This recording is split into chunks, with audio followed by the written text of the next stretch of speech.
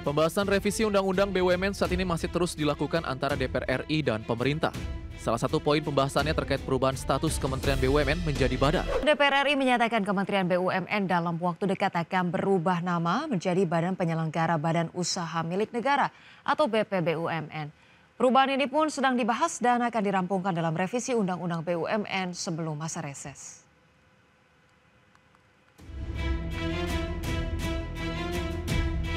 Pembahasan revisi Undang-Undang BUMN saat ini masih terus dilakukan antara DPR RI dan pemerintah. Salah satu poin pembahasannya terkait perubahan status Kementerian BUMN menjadi badan. Wakil Ketua DPR RI Sufmi Dasko Ahmad mengatakan, nama dan fungsi dari Kementerian BUMN pun akan berubah menjadi Badan Penyelenggara BUMN. Hal ini didasari karena tata kelola BUMN sudah seluruhnya di bawah Danantara. Pembahasan revisi Undang-Undang BUMN ini dipastikan akan rampung sebelum masa reses. Di situ fungsi dari BUMN kan itu sudah, Kementerian BUMN kan itu sudah sebagian besar diambil oleh Danantara. Nah, sehingga tinggal fungsinya dari Kementerian BUMN itu adalah regulator, pemegang saham seri A, dan menyetujui RPP.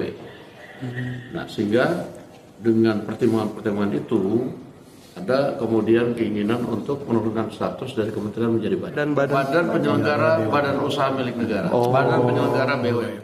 Sebelumnya isu menurunkan status Kementerian BUMN menjadi badan ini telah diutarakan pemerintah dan akan dibahas melalui revisi Undang-Undang Nomor 19 Tahun 2023. Hal ini karena fungsi operasional Kementerian BUMN telah banyak dikerjakan oleh Danantara. Jakarta, Riken Wardi, IDX Channel. Pemirsa, pembahasan revisi Undang-Undang BUMN saat ini masih terus dilakukan antara DPR RI dan pemerintah. Salah satu poin pembahasannya terkait dengan perubahan status Kementerian BUMN menjadi badan penyelenggara. Direktur Next Indonesia Center Heri Gunawan berharap jika nanti Kementerian BUMN diturunkan menjadi badan penyelenggara BUMN, tidak dilebur dengan BPI dan Danantara. Pasalnya kedua lembaga atau badan tersebut memiliki karakter yang berbeda. Menurut Heri Gunawan, jika peleburan dua lembaga tersebut terjadi, maka akan memperlambat jalannya operasional BUMN. Hal ini dikarenakan dalam mengambil keputusan korporasi diyakini akan lama diambil.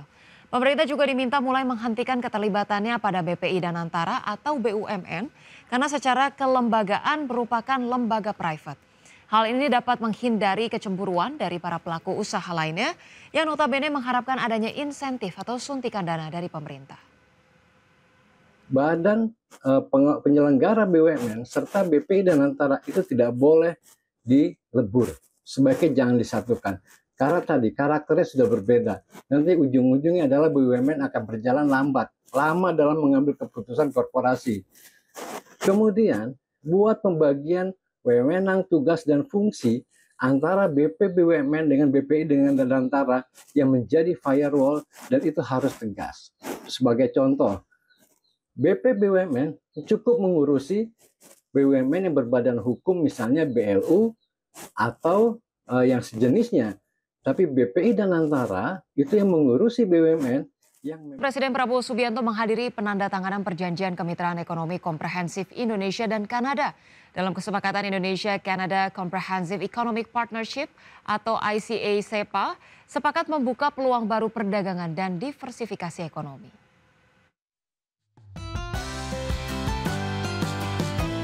Indonesia dan Kanada resmi menandatangani perjanjian kemitraan ekonomi komprehensif Indonesia-Kanada atau Indonesia-Canada Comprehensive Economic Partnership. Dengan disaksikan langsung Presiden Prabowo Subianto dan Perdana Menteri Kanada Mark Carney, Indonesia dan Kanada sepakat memperkuat kemitraan ekonomi menjadi tonggak transformasi yang mencerminkan tujuan bersama kedua negara untuk membuka peluang baru dalam perdagangan, diversifikasi ekonomi, investasi, inovasi, serta pertumbuhan yang inklusif dan berkelanjutan. Presiden Prabowo menegaskan perjanjian ini akan menjadi platform memperkuat hubungan dagang dan investasi, sekaligus mendorong kerjasama di sektor strategis, termasuk ketahanan pangan, mineral kritis, energi terbarukan, dan ekonomi digital. And today, the signing, I think, of the Indonesia-Canada CEPA, Comprehensive Economic Partnership Agreement, is very, very important for us, very strategic economically, and politically, and so I'm very happy to be here for the signing of the CIPA. And I think this will be a historic moment. It will prove to be a significant milestone. Sementara itu, Perdana Menteri Kanada Mark Carney dalam joint statement menegaskan bahwa perjanjian ini mencerminkan komitmen bersama dalam membuka perdagangan sesuai dengan aturan hukum dan menghormati kesepakatan dagang internasional. Mr. President, Canada shares your mission to build a stronger, more resilient economy at home and in Asia and around the world.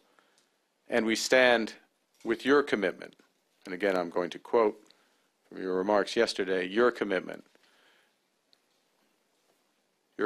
to a multilateral order where peace, prosperity, and progress are not the privilege of few, but the right of all.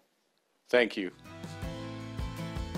Bilateral perdagangan Indonesia-Kanada ini dinilai penting untuk menjaga keterbukaan dan prediktabilitas perdagangan global, stabilitas ekonomi dunia, serta ketahanan rantai pasok. Untuk itu, kedua negara menegaskan pentingnya fasilitasi perdagangan bersama untuk komoditas pertanian utama, termasuk produk agri-food, guna memperkuat kerjasama yang saling menguntungkan sekaligus mendukung agenda ketahanan pangan Indonesia dan perdagangan dua arah yang berkelanjutan. Dari Kanada, Tim Liputan, IDX Channel. Usai mengunjungi Kanada, Presiden Prabowo Subianto bertolak menuju Belanda dan akan bertemu langsung dengan Raja Willem-Alexander. Dari Bandara Internasional Ottawa, McDonald Cartier, Prabowo beserta rombongan segera menuju Bandara Schiphol, Belanda untuk melakukan kunjungan kenegaraannya. Dalam kunjungan ke Belanda, Prabowo akan langsung bertemu dengan Raja Willem-Alexander guna membahas hubungan bilateral kedua negara. PT Petrosi Tbk terus menunjukkan strategi agresif melalui rangkaian akuisisi yang memperluas ruang bisnis perusahaan. Langkah ini menjadi bagian dari upaya PT RO membidik pertumbuhan di segmen di luar bisnis inti pertambangan yang selama ini menjadi fokus utama. PT Petrosi Tbk terus menunjukkan strategi agresif melalui rangkaian akuisisi yang memperluas ruang bisnis perusahaan. Manajemen Petrosi aktif melakukan akuisisi perusahaan baru untuk memperkuat kapabilitas dan memperluas portofolio di sektor energi terbarukan, infrastruktur, dan jasa teknis yang komplementer dengan bisnis pertambangan. Langkah ini dirancang untuk mendiversifikasi pendapatan dan mengurangi ketergantungan pada bisnis inti tambang yang sangat kompetitif. Kinerja PT RO yang stabil sekaligus fleksibilitas bisnis yang membuka peluang bagi perusahaan untuk menargetkan proyek baru yang berorientasi pada keberlanjutan dan solusi teknologi ramah lingkungan. Strategi diversifikasi ini juga meningkatkan daya saing dan ketahanan perusahaan menghadapi tantangan pasar global. Para analis menyambut positif langkah ekspansi Petrosi yang dinilai mampu memperkuat model bisnis dan memaksimalkan peluang pertumbuhan jangka panjang. Investor pun diharapkan mencermati transformasi bisnis perusahaan sebagai sinyal optimisme masa depan PT RO. Dengan strategi akuisisi dan pengembangan bisnis baru, PT Petrosi berkomitmen memperluas jangkauan pasar dan meningkatkan nilai bagi pemegang saham. Perusahaan siap memanfaatkan momentum transformasi industri menuju energi bersih dan infrastruktur modern. Berbagai sumber ada